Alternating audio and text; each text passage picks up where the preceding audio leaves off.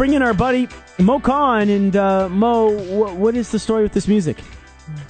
Matthew, you should know your wrestling history, my friend. The infamous Beverly Brothers, my friend.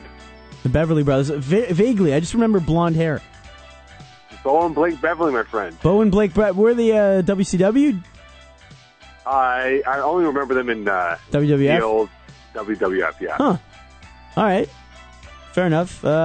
So Mo's here to talk a little NFL with us here. We were going to talk CFL, but sucks to that. We got a lot of NFL to talk about here, Mo. NFL Combine as well as some NFL free agency notes and also a rumored trade, but we'll get to all that here. Mo, by the way, we'll be back on Tuesday, 11 p.m. for Game Points here in studio. Also for Midnight Snack Late Nights on Thursday. Stefano here in studio, your buddy, Mo. He's got a whole bunch of questions for you. He's not my buddy. Oh, all right, sorry. All right, well, nevertheless, I'll still ask the questions. Fair enough. Mo, some reports circling today that the Arizona Cardinals would grab Matt Barkley at number 7 if he was available to them. Is this a big mistake if they do so, given that it's a pretty thin year for quarterbacks?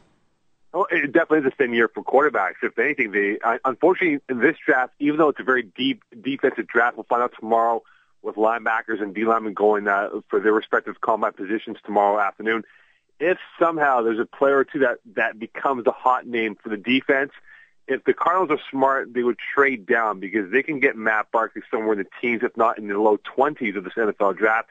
I think Geno Smith, the quarterback from West Virginia University, has solidified himself as being the number one guy going into his pro day next month. So really for the Cardinals, even though it's been hinted that they could get Matt Barkley from USC, they could very well trade down. But let's not forget, though, a lot of similarities with Matt Barkley going to USC. Who was from USC? Matt Leinart. Matt Leinart wore number 7 at Arizona.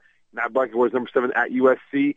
So there may be some angst amongst the Arizona Cardinal fans if they bring on Matt Barkley as the future quarterback. Okay, so the similarities are about uniform number. Are you kidding me? One's a lefty, one's a righty. Come on. Well, look, and also let's not forget, though, Matt Barkley is coming off shoulder injury, and he didn't play the last 2 games of the year.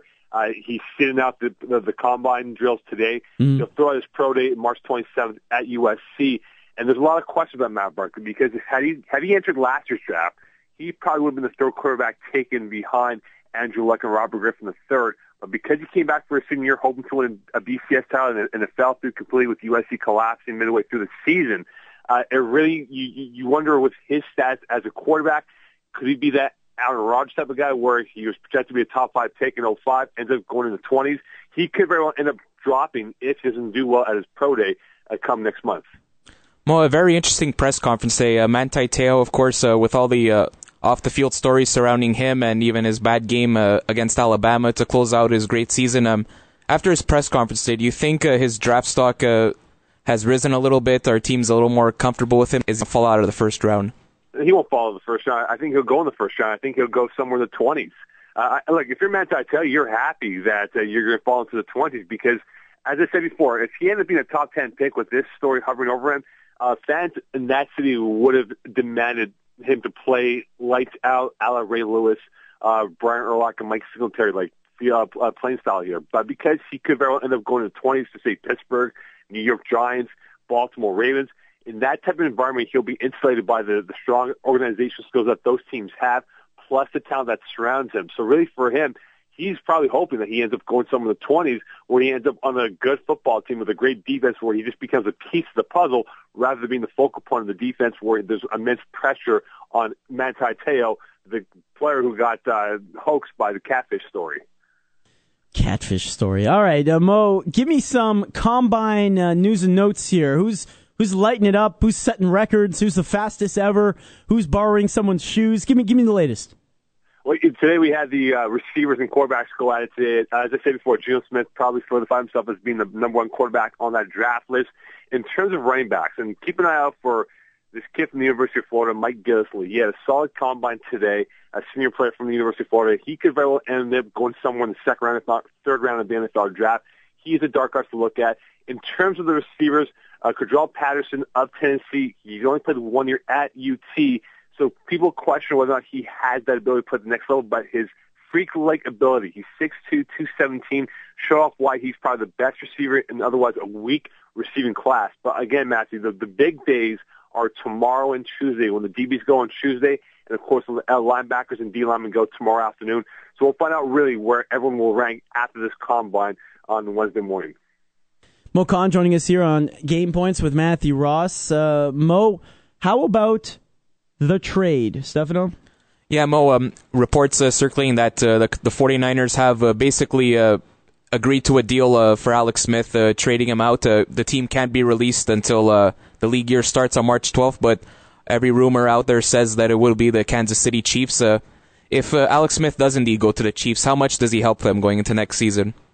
Well, it answers one question. I mean, they're going to take Luke Jokel, the number one pick from Texas A&M, with their first selection. So really, you get yourself a primetime left tackle, Luke Jokel, and you get yourself a short-term quarterback. Now, the question that comes up with KC moving ahead here is Alex Smith the long-term or short-term solution for the football team? Even though Alex Smith will be 28 years old going into this football year, he's still in the prime of his career. Does Andy Reid want to build upon that and let this play out, or will he take a quarterback in the second round, such as E.J. Manuel from Florida State University? So really, there's a lot of questions that have to be answered from here until April 25th when the first round of the draft occurs. But for the Chiefs right now, it's pretty much indicative that if they get Alex Smith from the alleged report or alleged rumor of them getting Alex Smith, then without question, this could definitely be the short-term answer. But for the long-term, we'll have to find out once the NFL draft hits. Moe Khan here on the program. What do you think they're trading for Smith, Mo? What do you think the Chiefs had to give up? Well, the funny thing is, though, the Niners have the most picks this year at the NFL draft. I believe they have about 10 or 12 picks this year. So That's a big jump, Ho. Is it 10 or is it 12? It's a whatever. Let's call it 11. Let's say 11. We'll call it double-digit draft. Double digits, all right.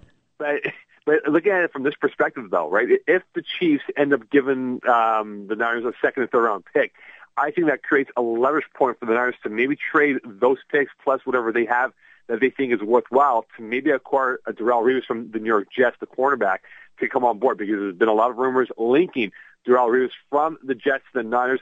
And I think the Niners will be big-time players at the NFL draft, moving up and down the draft board. Again, they've taken the page from the New England Patriots philosophy of drafting and trading, where they've acquired a boatload of picks in years past and move up and move down the draft board here. So really for the Niners moving ahead, I think they will be a dark horse. And keep that in perspective, guys. Darrelle Revis is not happy with the Jets, as we all know from his comments. And if it comes to the point where he is dealt to the Niners, they could very well get themselves a good package, maybe a first-round pick, a second-round pick, even a third-round pick, and it won't affect the Niners dramatically because of how many picks they have in this year's NFL draft. All I asked you was what you thought that the Chiefs had to give up for Alex Smith. All right, anyway, Moe Khan 19 on Twitter.com. He'll be back here with us on Tuesday at 11 p.m. Thanks a lot, Mo. Appreciate it. As always, my friend. And again, the Beverly Brothers, we'll do this every time. Every time we have you on Sunday evening, we'll have a different wrestling theme song. All right. Fair enough. Dork. See you Sunday. All right, take care. That's Moe Khan as we head to break here. Twitter.com/TSN Matthew. JDan66 says, trade Plex. He's a top value right now, and Eller is improving. From Steno Carricks. I don't know. He says, how about Cal Clutterbuck for Eller?